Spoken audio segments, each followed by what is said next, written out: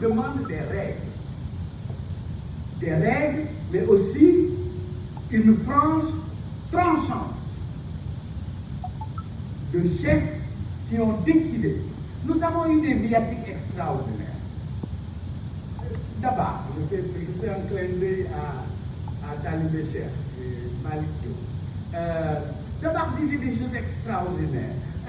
Simfalou a fait des choses extraordinaires. Mais nous avons aussi des femmes qui ont marqué notre histoire. Je pense à Puyito Diatta, je pense à Ndakeyala, je pense à toutes ces figures qui ont forgé notre imaginaire. Et c'est de cet imaginaire qu'il s'agit de protéger. Protéger un imaginaire qui doit résister au temps, aux assauts des autres technologies, des réseaux sociaux, des autres technologies, de l'intelligence artificielle, des autres technologies qui sont à la porte de la maison et qui frappent, mais qui ne frappent pas directement à la maison, mais qui frappent dans nos poches, ou que les enfants ont toujours en main et qui peuvent sortir le monde qu'on leur présente. Mais ce monde-là, c'est quel monde? Est-ce que c'est notre monde? Est-ce que c'est le monde que nous voulons regarder, que nous voulons léguer à nos enfants? Est-ce que nous avons la lâcheté, parce que ce serait une lâcheté de laisser nos enfants à portée de toutes les dérives. Et cette société est remplie de dérives télévisées, de dérives qui sont dans nos poches, où l'enseignant dit des choses et Internet dit autre chose, où la rue dit quelque chose, le voisin dit autre chose, la télévision propose quelque chose, le parent doute, et on se questionne. On se questionne sur quelle société nous voulons. Qu'est-ce que nous voulons léguer à nos enfants? Quel devenir pour ce beau pays nôtre? Ce pays qui nous a tout donné.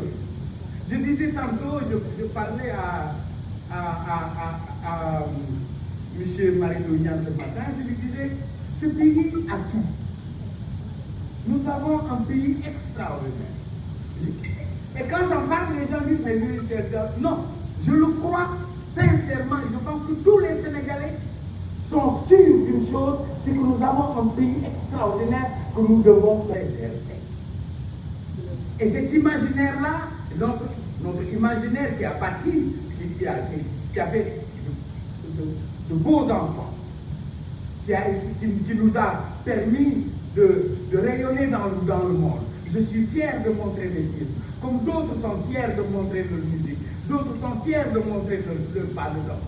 Et nous avons une culture du merveilleux, une culture de l'extraordinaire, une culture où chacun a une part de vérité pour l'autre, a une partie ouverte pour l'autre.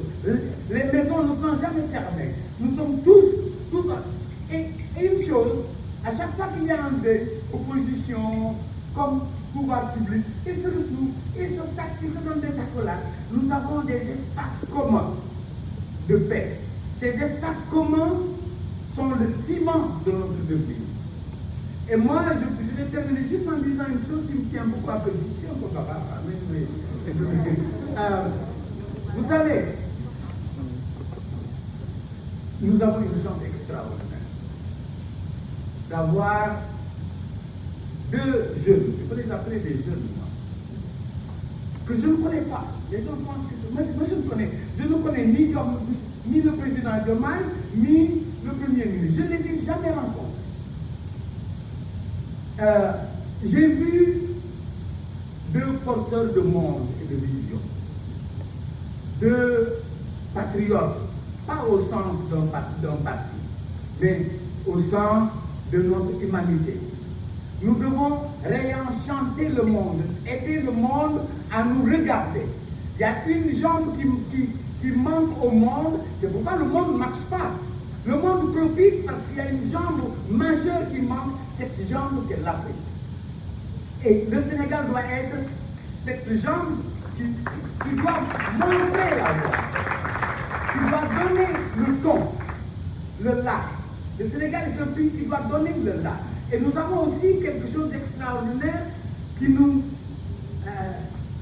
moi, Je ne suis pas politique, mais j'aime ce pays, comme nous tous nous aimons ce pays. Et ces 3 jours m'ont appris une chose. Nous avons tellement de choses ensemble. Nous avons nos différences, mais ce qui nous réunit est tellement plus essentiel. C'est tellement plus beau. Merci.